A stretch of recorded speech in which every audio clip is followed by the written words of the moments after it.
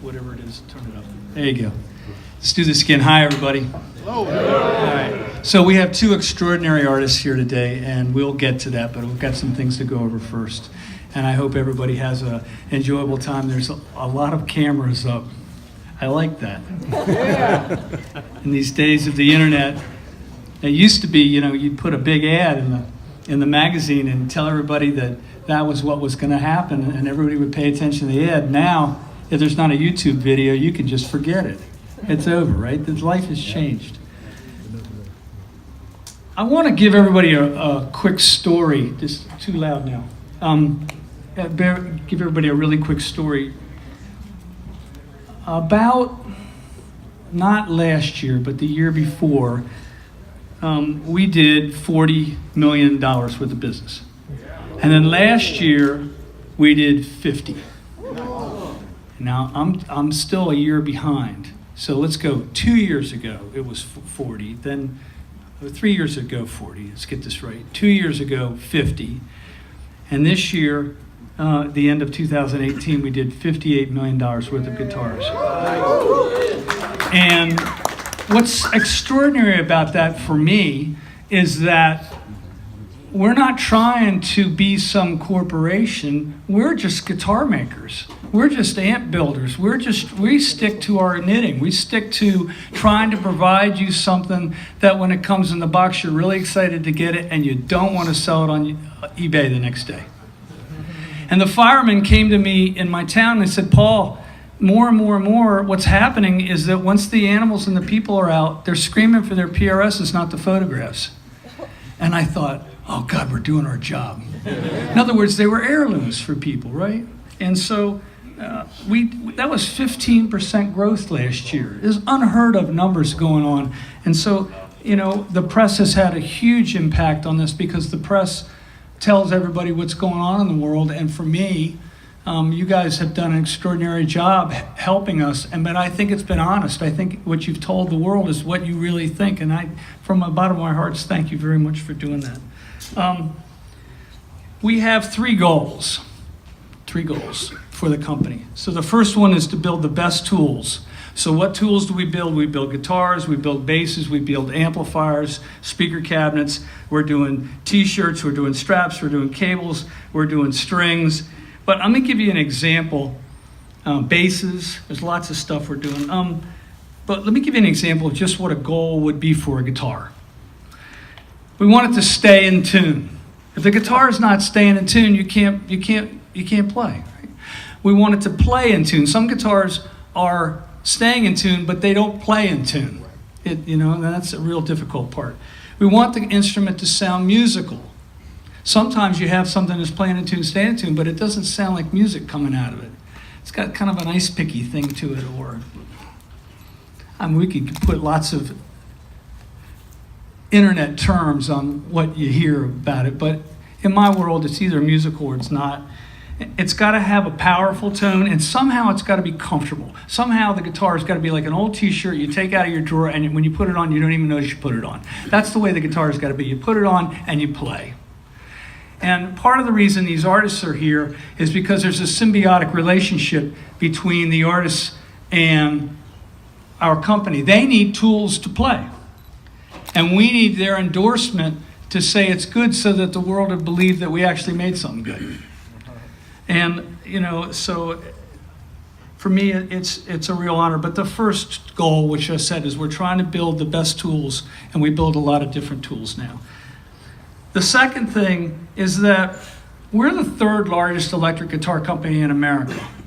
But we don't act that way. We're just 330 people making guitars. We're not trying to build some brand. Although, I was told today by somebody very high up in the band management thing that we're so involved with our artists that we're trying to help them have a better career. And so in a way, there is some sort of beautiful thing going on between the guitar company and the artists. Very often these artists aren't making money on CD sales, and the only way they can make any money at all is to have a model and get royalties from it. It's part of their income stream.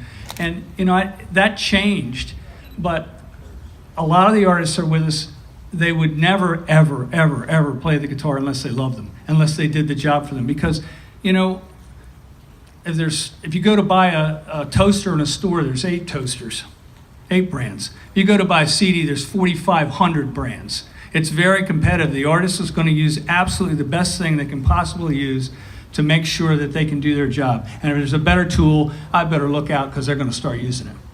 And that's my job, to always stay up to date, always stay up to date, always stay up to date. So the number 3 thing is a little odd, and that is that all these people here at PRS, these 330 people, are trying to turn nothing into something. And I never really understood it, but I was a kid in a bedroom with a dream to make guitars, and all these people kept joining me, you know, to do this thing. And we all work together, the artists, the dealers, the distributors, the sales teams, the manufacturing, the suppliers, our fans, our customers, and the press. It's an extensive family that is all working to turn nothing into something. And one day I was at NAMM, and you hear people whisper things behind you when you walk, you know. And I heard these people whispering, you know, Fender, Gibson, Ibanez, Fender, Gibson, Martin, Taylor, Fender, Gibson. And one day I was at a trade show, and somebody said, Fender, Gibson, PRS, and I went, oh, shit. We're part of the fabric of the industry, right? And that was a special day for us. Now, that was summer NAMM. We don't go there anymore, but that's a different story. It was funny over here. Never mind.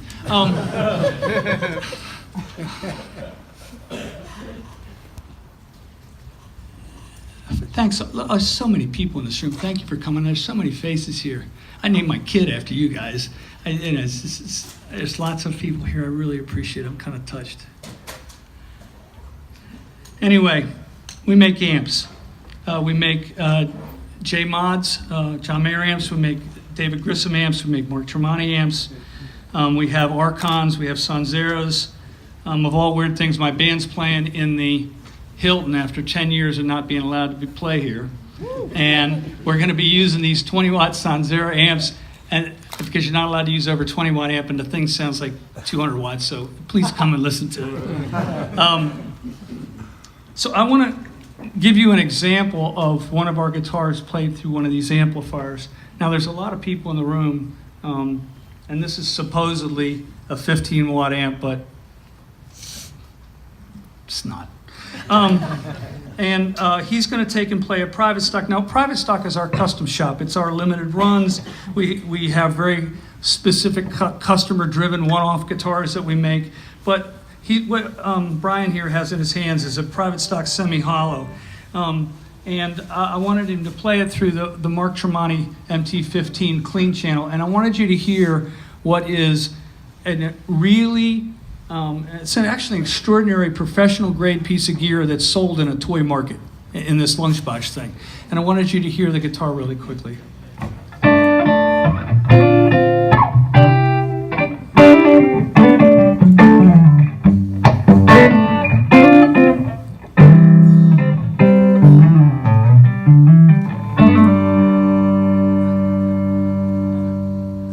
That's a good sounding amp. For way, way less than $1,000. Map. And you know, that's part of what I'm talking about, trying to do these tools. We also have a thing in our business called Core, which is the core of our business. It's these guitars over here, the customs and the 408s and the Santana guitars and all kinds of different instruments that are really the core of what we do, our single cuts. And we've developed a new thing where we're actually able to tune the pickups. And there's a new guitar that we have here called a Paul's guitar. Here's the SE version. Worst name for a guitar in the history of the entire business. But the guitar sounds beautiful, and we have them in our core, and we also have them in SE. And we spent literally a year getting these pickups in this guitar right so that people will buy the guitar, they're getting a guitar 2 or 3 times the value for the same kind of money. And it's as close to home as, and we say close to home because this is so close to what we're doing in Maryland, but it's not made in Maryland, and it's almost a third the cost for someone buying a guitar, and we're real pleased with it. Part of the problem was when we started redoing the Paul's guitar, I knew a lot of people couldn't afford them, and I wanted people to be able to get their hands on them, and that's part of what we're doing.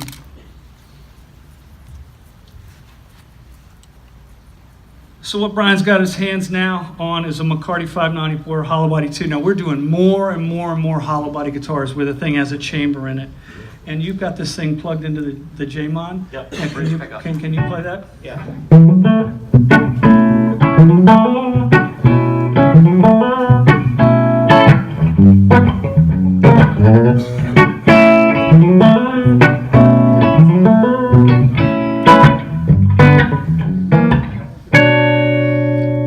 So that's not the amp mic, that's just what is coming out of the amplifier. There's no trickery here. He's got no reverb on the amp. That's exactly what's happening.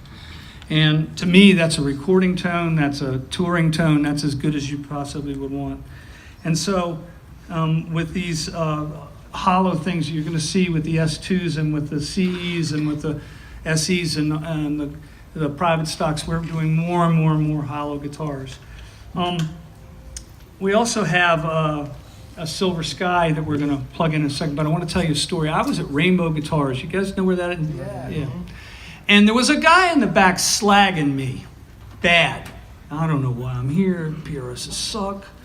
I can't even believe I'm in this building. I don't want to listen to his crap. He is slagging my ass in the back so bad. And there's an admiral in the Navy in the back having to listen to this while I'm doing my clinic.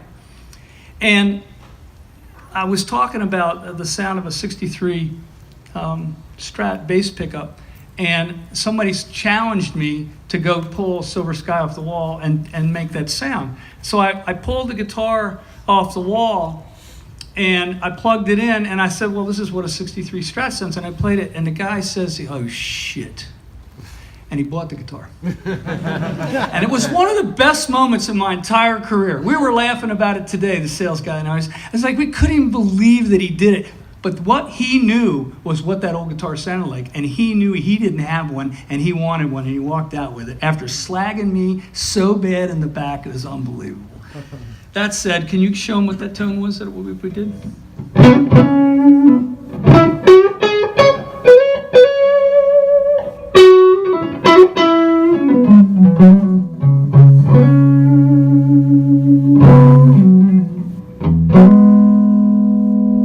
What happens when you play Texas on that? What happens?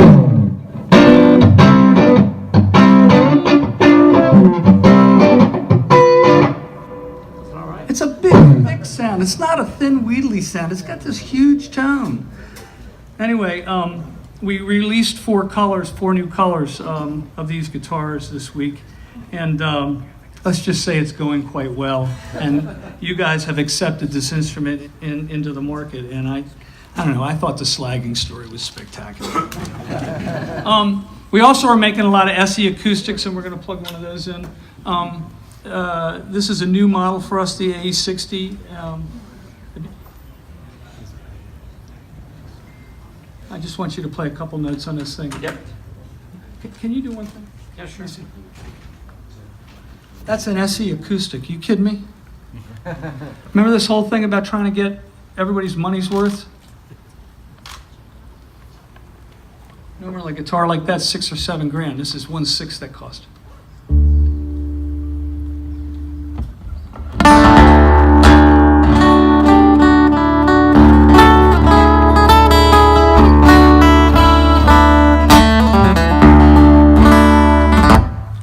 Not bad, huh? Brian, you're doing it good. You're making me look good, Brian. Everybody, Brian, he wrote on a guitar.